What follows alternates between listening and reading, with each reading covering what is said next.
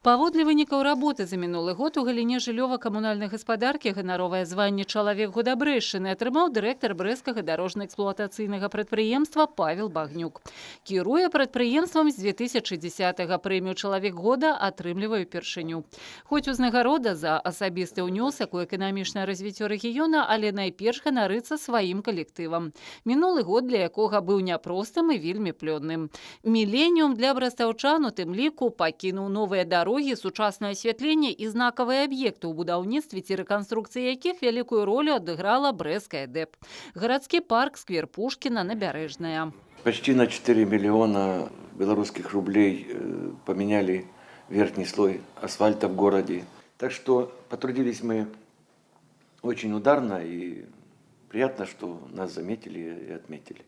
У галіне фізічнай культуры, спорту і турызму чалавекам года Брэшчыны стала Вольга Ясіновіч, трэнер вышэйшай катэгорыі Брэсцкага абласнога цэнтра алімпійскага рэзерву па водных відах спорту.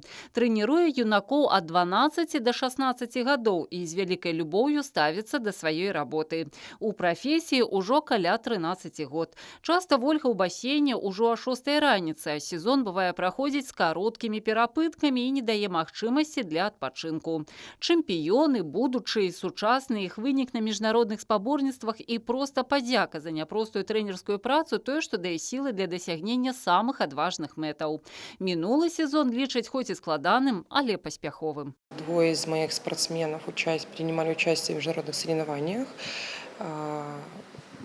Европейский фестиваль, Европа, взрослая Европа. То есть нам удалось привезти и золотую медаль в этом году, и очень много финалов, личных рекордов. Поэтому я думаю, что благодаря работе команды, да, нашей, спортсменов, потому что я работаю не одна, со мной работает очень много специалистов.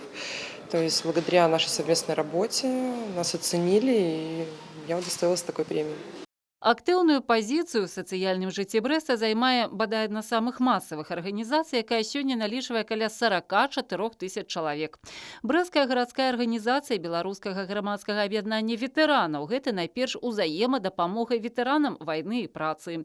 Асветніцкая дзейнасць, узаемадзеянне з іншымі арганізацыямі горада і вобласці, сродкамі масавай інфармацыі.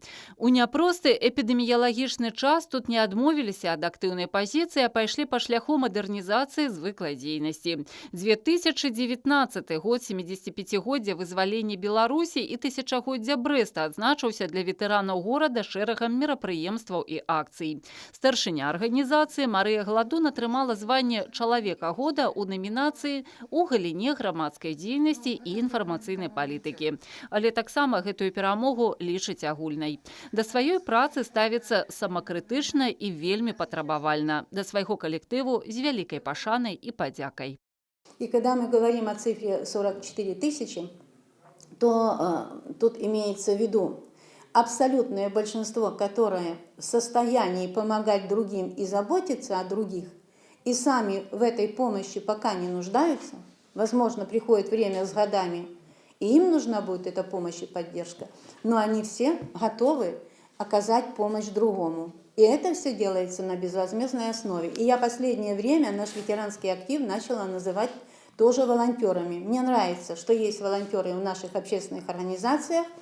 И, в принципе, такую же роль выполняют и наши ветераны.